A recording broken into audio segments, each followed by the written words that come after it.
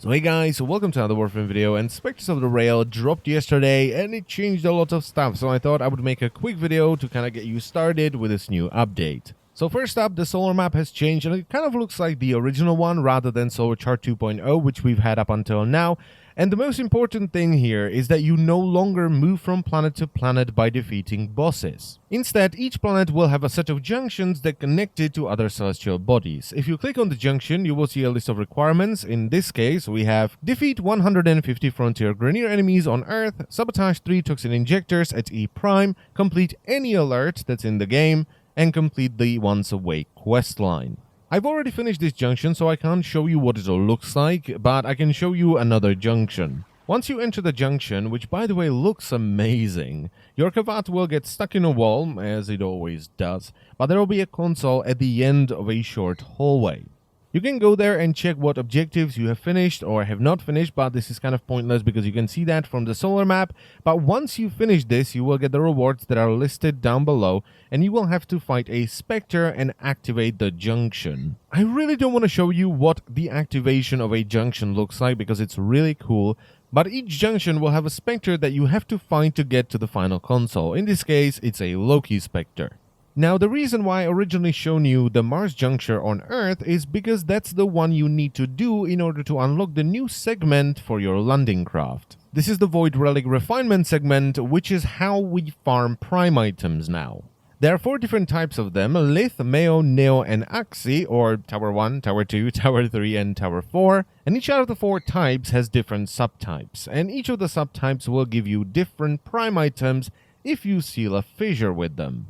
Now, I will talk about fissures later, but let's talk about the relics a little bit. So first of all, they basically just replaced the void keys with them. You can buy packs from the Syndicate, and they drop on rotation B from endless missions, and you can also get them from spy missions. So basically, the method of acquisition is exactly the same as it was with void keys. Now, each relic has a couple of items you can be rewarded with if you use it to seal a fissure. And every relic has 3 common drops, 2 uncommon drops, and 1 rare drop. Now, what are fissures? Well, they are a mini-event that will randomly spawn on a random map, and they will last for about 3 hours.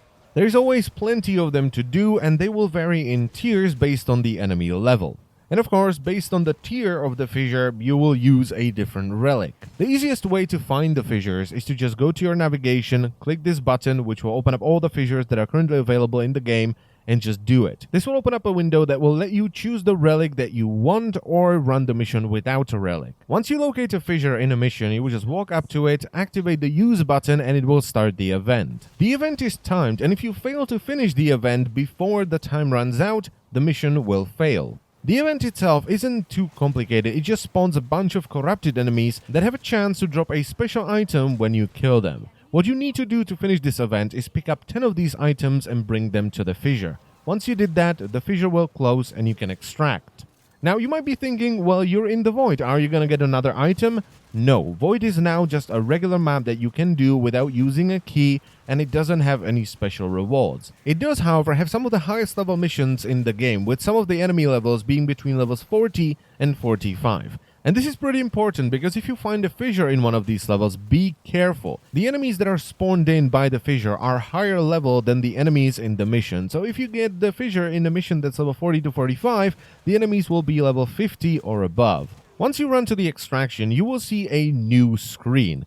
This will let you choose your reward. Now, because I'm alone, I can only choose one thing, but if you're running with a party, you will have more things to choose. Meaning that if you get 4 people and you want to just say Mac Prime Blueprint, all 4 of you can equip a relic and have 4 shots at getting Mac Prime Blueprint, which is pretty cool.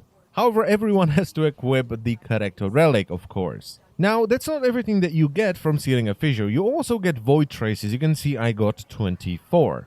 This is a resource that you can bank and use in the new segment of your landing craft. You can use it in quantities of 25, 50, or 100 to refine a relic, and the more of it you use, the higher the chance of getting either an uncommon or a rare drop from a relic will be, and at the same time it also lowers the chance of getting a common drop.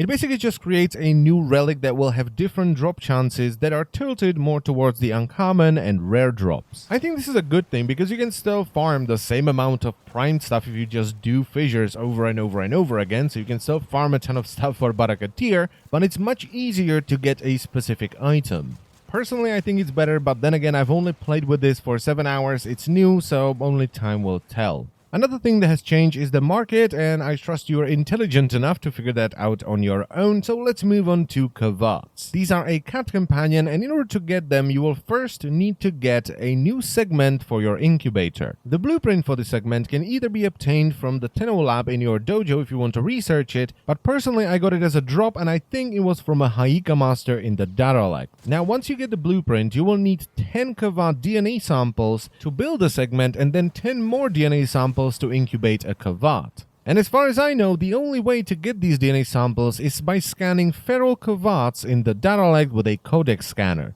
You only get one DNA sample per Kavat, and it's not guaranteed. Yesterday I did like 4 or 5 runs in the Daralek. I scanned like 15 to 20 Kavats and I didn't get a single one. But as you can see, I did get one today when I was recording for this video. Now, I did get a Kavat starter kit as a gift on the stream, and I bought 10 more DNA samples just to get a Kavat as fast as possible. And the one that I got has a good personality? Oh god, don't look at it. Mr. Grumpy McKavat may not be the best looking Kavat in the world, but he is pretty damn good. In one of the earlier clips, you may have noticed that I suddenly started doing all red crits with my Boar Prime. That was a buff that I got from the Kavat. There's also a bunch of new mods that are exclusive to the Kavats, and they drop from Haikas and Feral Kavat, so the best way to farm them is probably by doing Daralect or a Grenier mission where you can find a lot of Haika masters. Yesterday on stream, someone was really angry that the Kavats are very squishy, but you can use the link mods on them, so you can link your shields or health to them and increase it by a lot. And that's basically everything I want to talk about from this update today, because I want to cover Archwing in a separate video. I haven't had much time to test it out. As I've said already, I've only played for about 7 hours with this update. Yesterday I did a 6-hour stream, and I was mostly doing the new solar map. I was getting a Kavat and stuff like that. And I want to do another stream today, which is going to be sort of the Archwing stream. I want to do all the new game modes and stuff like that, and the video for that should come out tomorrow.